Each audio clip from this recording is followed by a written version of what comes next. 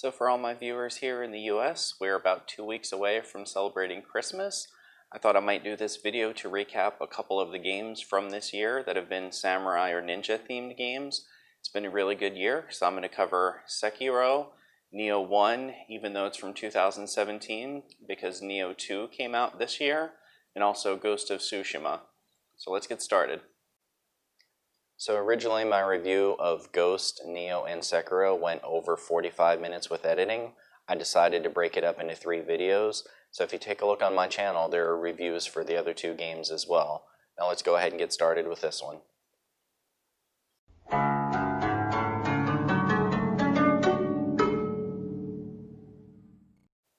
So for my evaluation for Sekiro, I've made it all the way through to the final boss. Spoiler alert.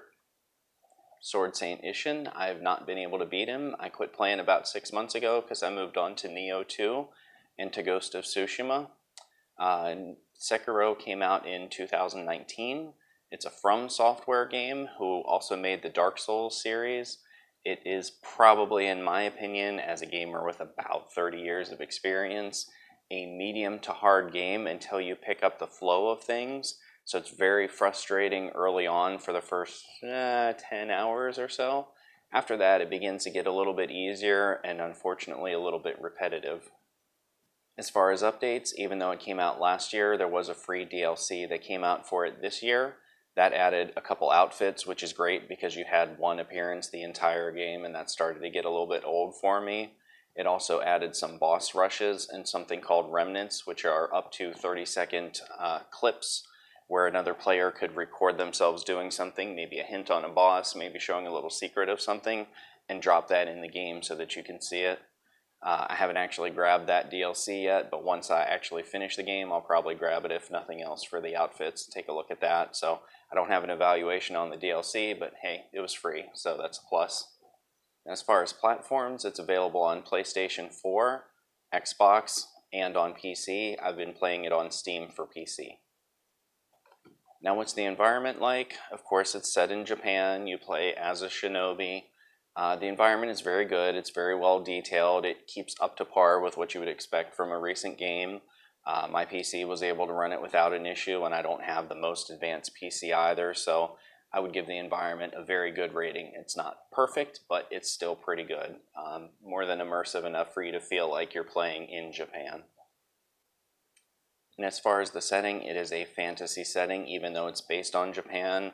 You will fight humans, you will fight some monster type things as well, so it's not really a realistic game. It's simply set from a realistic setting as the baseline, and then fantasy beyond that, as most video games are. Now, as far as the world exploration, it's an open world game that has a few different zones that you sort of warp in between. It's kind of a hybrid. It's not really full open world, and it's not mapped based where you go from mission to mission to mission. There are areas that you can explore to flow together, but it's not one continuous area for that. Think of it as a few small open worlds all compartmentalized onto their own. For Sekiro, the combat is somewhat basic. You don't have stances you can switch between. You have one primary weapon. You always have your sword, and that's it. You can't swap to other primary weapons.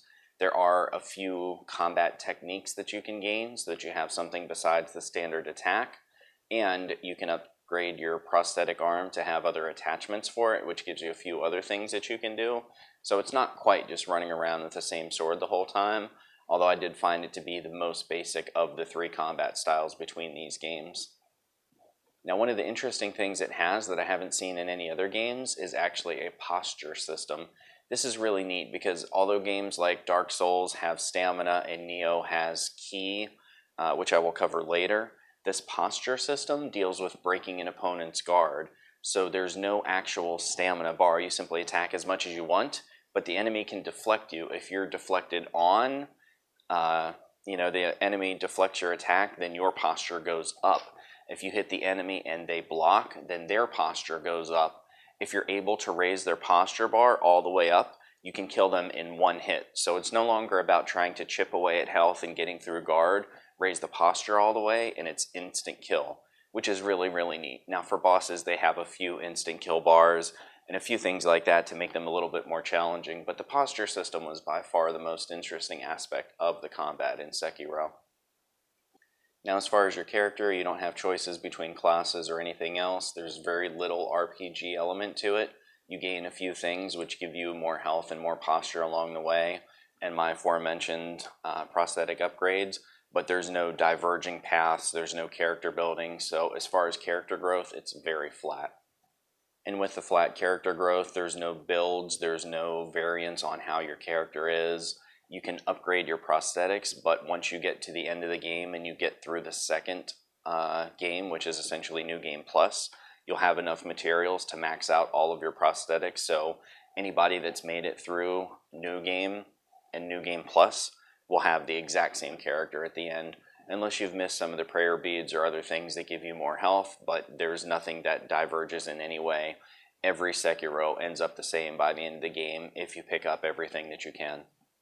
Being a ninja game, of course, stealth is a viable option for this. You'll basically want to stealth most enemies throughout the level, and some bosses or sub-bosses will have 2 stamina bars or 2 essentially red dots that's a health bar worth. Some of them you can actually get a stealth death blow on and take away half of their health or half of their life up front so that you only have to work away 1 posture bar after that.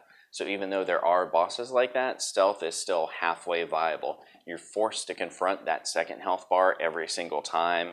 You can't run away and come back in stealth, because if you do, then their health is going to reset. But it's still kind of a neat little addition that rewards the stealth aspect to the game. As far as replayability, there is the New Game Plus, which I mentioned. And I've heard of people going all the way through New Game Plus 10, which means you can just beat the game and keep going and going through the same game with everything that you acquired before. My understanding is the best that you get out of this is after the first New Game Plus, when you've maxed all your prosthetics, you can keep gaining experience until you get your attack up to 99, which is the maximum for the game. Now, there are a few different paths that you can take to different endings. I've heard there are 4. The one that I'm on is the one that ends with Sword Saint Ishin. There is a shorter one, and there is also a longer one with an even worse boss. I can't imagine fighting that boss because I had so much trouble with Ishin. I spent 3 or 4 days on him before I finally gave up.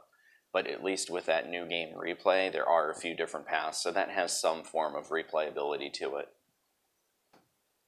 For the story depth, it's basically forgettable. There's a few key characters that you'll remember a little bit about, but for me, the story wasn't really memorable outside of 2 key components to it. There's a lot deeper lore if you go through reading all of the text after you pick things up, which I've heard is similar to Dark Souls. I haven't played the Dark Souls series, but I have a couple friends who have, and they said that's very similar. And since they're both by From Software, that makes sense. However, I'm here to play a game and hit people with swords. I don't want to sit around and read all the time. If I did, I'd be picking up a book. So for me, the story was a little bit shallow, but that's okay because the gameplay made up for it. Now, for character creation and customization, as I mentioned, there's no different classes or builds or anything like that, and your character simply appears the same throughout the entire game. The DLC that they just added this year does give you a few skins to choose from, but it's just a few. There's not much variety there. So what would I say some of the best points of Sekiro are as compared to Nioh and Ghost of Tsushima? It makes the best use of a 3D type environment. It's the only game where you can use a grappling hook to shoot really high up, so it plays a lot more 3-dimensional, not just running around on a flat plane or small hops up things.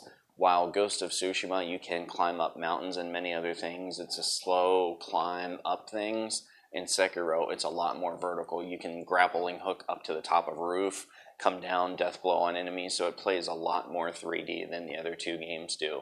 And I felt like that was one of the strong points. It was very reminiscent of Tenchu, which is a series that I love, that I have many of those games for, and I've spent countless hours on. So this was very much a spiritual successor to it and felt a lot like it, even though it's by a different company.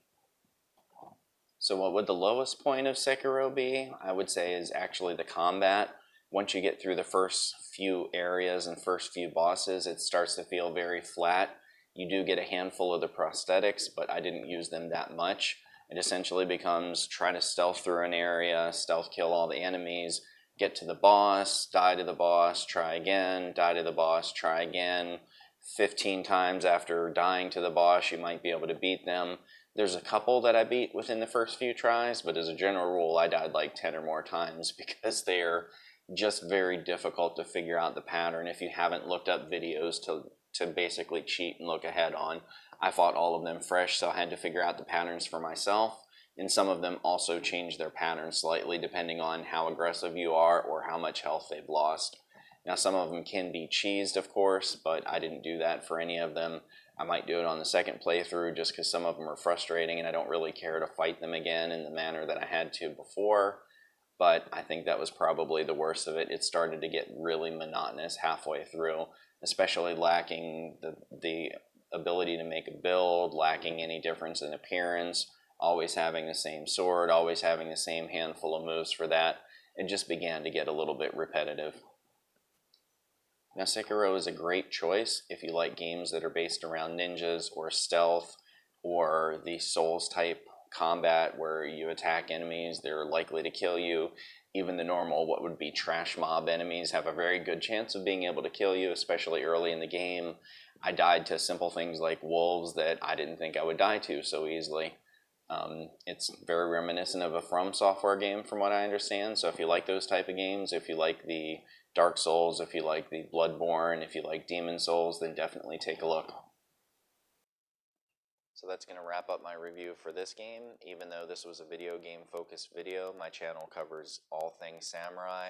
That's video games, weapons, armor. I'm going to have some upcoming videos on how do you put on samurai armor, common issues with samurai armor, displaying the samurai armor. I'll also be reviewing a few movies, some video clips that I've found on the internet that I think are both interesting and also very terrible, so I'll review and provide some of my commentary on those.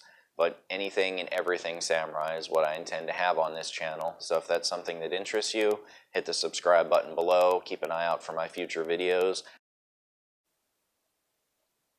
And with that, we're going to close out. This is Samurai James saying thanks for watching, and sayonara.